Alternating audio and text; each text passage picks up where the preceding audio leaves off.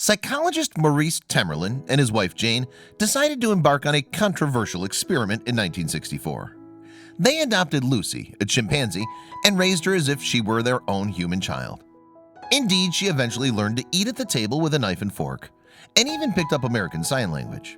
But as the chimp became aggressive and took on worrying human characteristics, Maurice and Jane had to take action. Maurice was born in January 1924 and raised in Ardmore, Oklahoma. He later studied at the University of Oklahoma, earning a bachelor's degree and doctorate in clinical psychology. Maurice then worked in a number of roles at the institution from 1955 until 1974, and during that time he married Jane Temerlin. Maurice went on to become a successful author in his field. Later in his career, with the help of wife Jane, he published a well-received paper on the cults of psychotherapy. He also worked for the American Board of Professional Psychology and was a member of the American and Oregon Psychology Association. But it was a little girl that Maurice and Jane decided to adopt that would make him famous. That's because she also happened to be a chimpanzee. But why would a seemingly normal couple raise a chimp as their daughter? The answer, they said, was research. Lucy began life in a colony of carnival chimps in Florida. She was then given to Oklahoma's Institute of Primate Studies for research. It's here where she met Jane and Maurice in 1964. Maurice and Jane then adopted Lucy and took her home. Right off the bat, they treated the infant primate as if she were a human baby. She wore diapers, drank from a bottle, and got warm cuddles from her parents. As Lucy got older, she learned to do lots of things that little girls do. She could get dressed, make tea, and sat at the table to eat. She even learned over 100 American Sign Language words. The primate was able to use the language to describe certain feelings such as sadness when her mom left the house or when she was dirty. However, Lucy's behavior began to change drastically as she developed. Primatologist Jane Goodall witnessed this bad behavior for herself during a visit in 1972. She wrote that she watched the young chimp make herself a gin and tonic and then sit and drink it while watching television. Lucy's bad behavior didn't end there, though. From violent outbursts to masturbation, the chimp became too much for Maurice and Jane to handle. As she'd reached sexual maturity, her parents thought that meeting a male chimp might help. Lucy, however, didn't agree. By all measurable counts, she believed she was human, The Atlantic wrote in a report about the primate.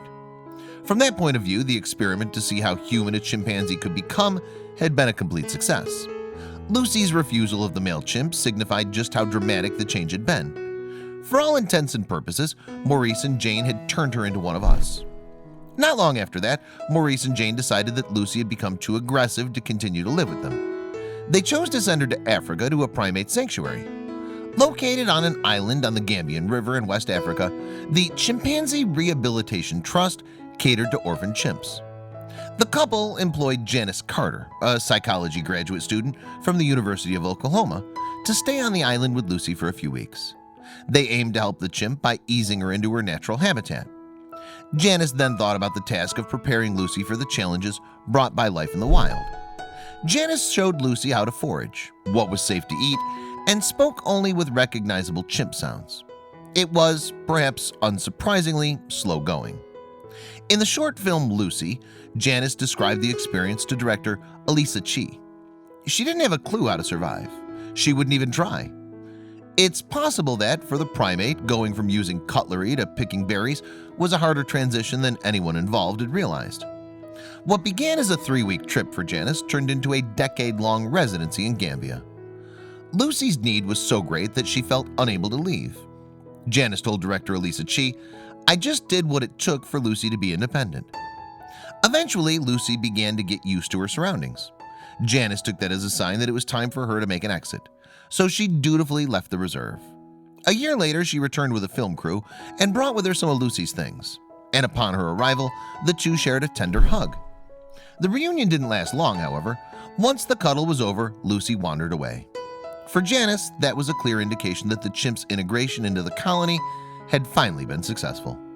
With her job done, she left once again. Sadly, just 12 months later, Lucy was dead. Her bones were discovered in the camp Janice once called home. Reports of Lucy's death vary. What's certain is that she disappeared in September 1987, and her partial skeleton was discovered weeks later, with her hands and feet missing. It's also believed that she was most likely killed by human hunters. The Gambian Chimpanzee Rehabilitation Trust, however, categorically denies that Lucy was killed by poachers. On its website, a statement reads, "Disease, a fall, drowning, a snake bite, or even depression are each more likely causes of her death than being killed by poachers." The statement continues, "The very limited bushmeat trade in Gambia rarely includes monkeys, and certainly not chimpanzees." It also denies that Lucy's missing hands and feet indicated she was poached. The nearest market offering such items is a very long way down the coast of West Africa. Whatever the truth, Maurice and Jane Temerlin have come under criticism for their decision to raise Lucy as a human. Indeed, the couple's experiment had a profound impact on the chimp. The Gambian Chimpanzee Rehabilitation Trust was unequivocal. Almost the whole of Lucy's life was one of manipulation solely for the benefit of a few misguided human primates.